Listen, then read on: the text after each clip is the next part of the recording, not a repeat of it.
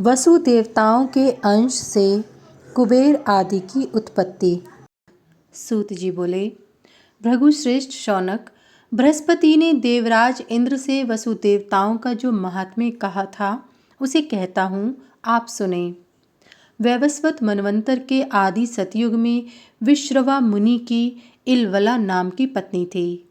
वह सती पार्थिव वार्चन से शिव की आराधना करती थी। इसी समय दीक्षित कुल में उत्पन्न यक्ष शर्मा नामक एक द्विज यक्षिणी पूजन में रत था।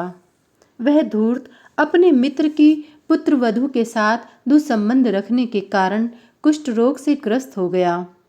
उस कुष्ठी द्विज को त्याग कर मंत्र वत्सला यक्षिणी देवी कैलाश पर शिवलोक को चली गईं। क्षुधा से व्याकुल यक्ष शर्मा उत्तम शिवरात्रि के दिन शिव के दर्शन पूजन और उपदेश से संतुष्ट हुआ।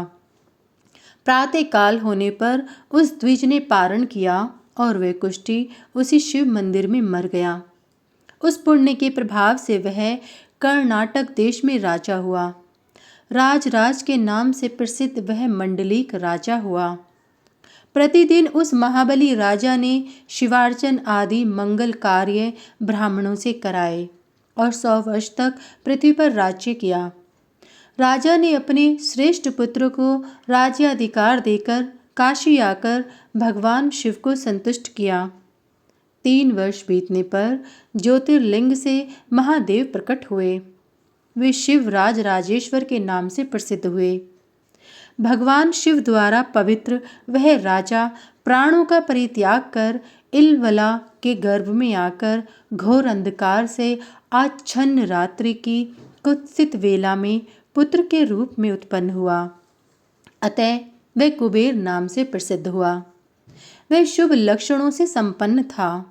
उस बालक ने तप के द्वारा परमेष्टि ब्रह्मा को प्रसन्न किया। भगवान ब्रह्मा ने सुवर्ण में रमणीय सुंदर लंकापुरी का निर्माण कराकर उसे दे दिया। कुबेर 3 करोड़ यक्षों का स्वामी यक्षराट के नाम से प्रसिद्ध हुआ। उसके आदेश में निवास करने वाले अनेक रूप वाले किन्नर थे। गुह्यों के स्वामी स्वयं भगवान कुबेर थे। रावण को जब यह पता लगा कि लंका आरंभ से राक्षसों की पुरी रही है और कुबेर ने उस पर बलात् अधिकार जमाकर अपने सेवक यक्षों को बसाया है, तो उन्हें वहां से मारकर भगा दिया और स्वयं अपनी राजधानी बनाकर वहां का राजा हो गया।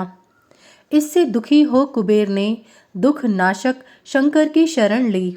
भगवान हर ने कुबेर के साथ सुंदर मैत्री कर ली और विश्वकर्मा ने अलका नाम की पुरी की रचना की। सज्जनों को मंगल देने वाले कुबेर ने उसे सहर्ष प्राप्त किया।